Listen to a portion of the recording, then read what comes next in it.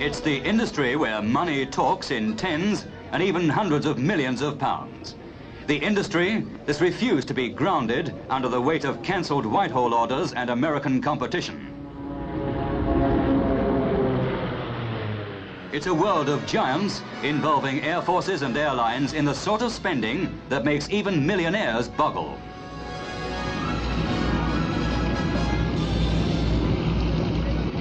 And it has a glamour and excitement all of its own.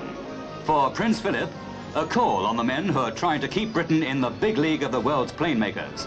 Their export target, £200 million a year.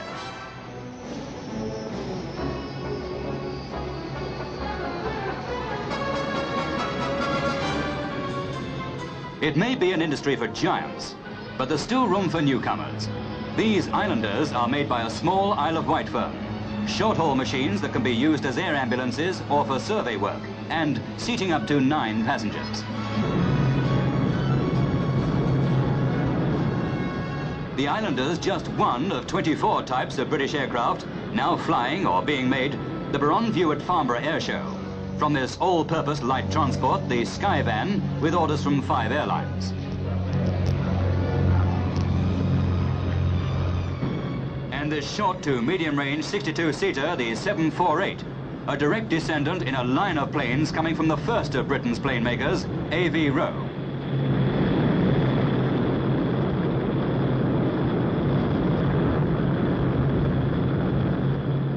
To this latest bestseller, the BAC 111, a 550-mile-an-hour short-haul jet airliner, the world's first and already the greatest dollar earner ever to come from Britain's plane makers.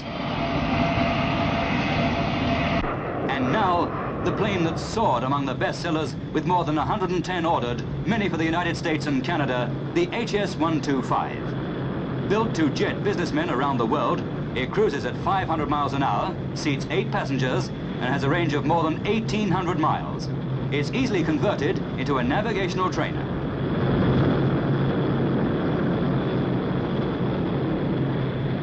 This Franco-German plane, the Transall troop carrier, has Rolls-Royce engines built under license on the continent.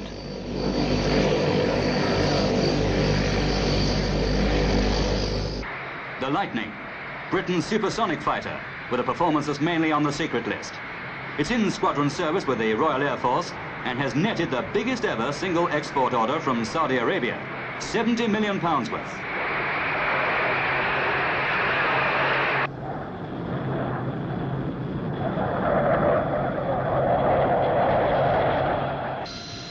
Another high-speed fighter in quantity production for the Royal Air Force, Hawker Siddeley's P1127. In level flight, just another modern warplane.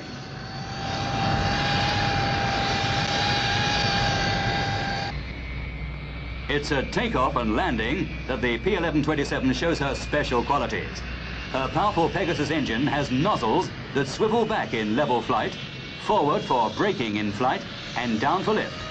It all means that the pilot is the envy of every city motorist, able to pick a tight parking spot this way.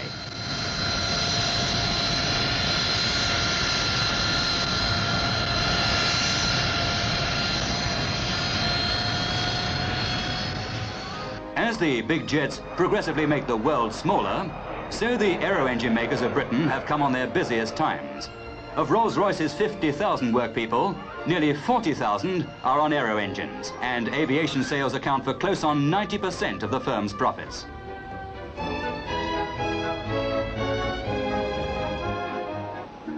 Here they are building an engine called the Tyne, which gives very high power in relation to its size, and powers airliners as well as military transports and patrol planes. It's just one of a series of engines from Britain that keep a whole generation of aircraft flying. Rolls and Bristol Siddeley, now merged into a vast combine employing over 80,000 people, have enough orders to keep them busy right into the 1970s.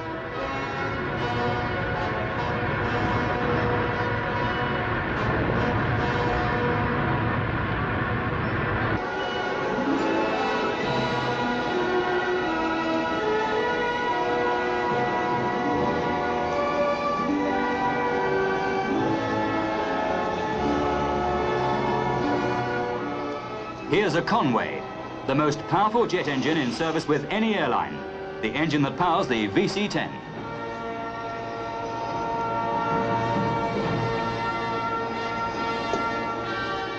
The Spey, a top seller used in 9 types of civil and military planes, including the 111, the Trident, and the Navy's Buccaneer.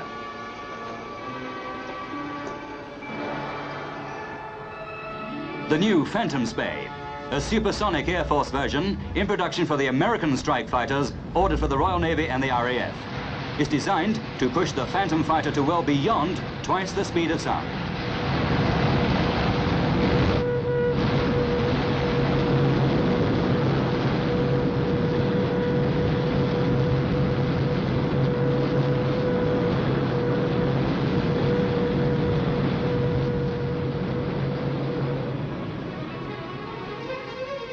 And now, on the test rig at Filton, the engine that's a whole power game in itself, the Olympus. It's the engine being developed by Bristol Siddeley, jointly with their French partners Snecma, to power the world's first supersonic airliner, the Anglo-French Concorde.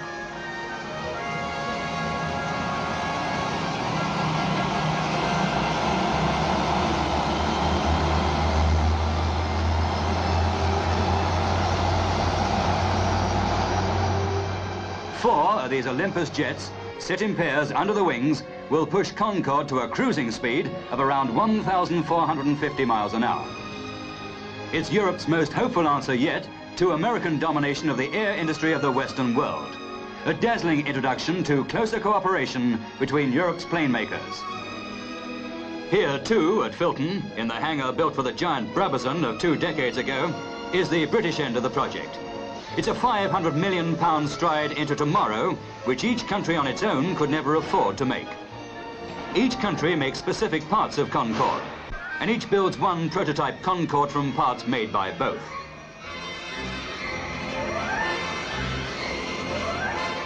This is prototype 2, due for its maiden flight from Filton in 1968, some months after prototype 1 takes to the air at Toulouse.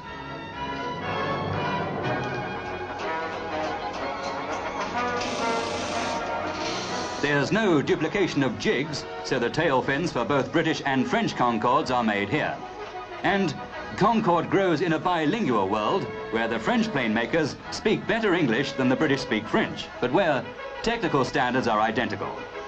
Both British and French aluminium goes into the airframe, which must stand up to the high temperatures created when Concorde reaches her supersonic cruising speed.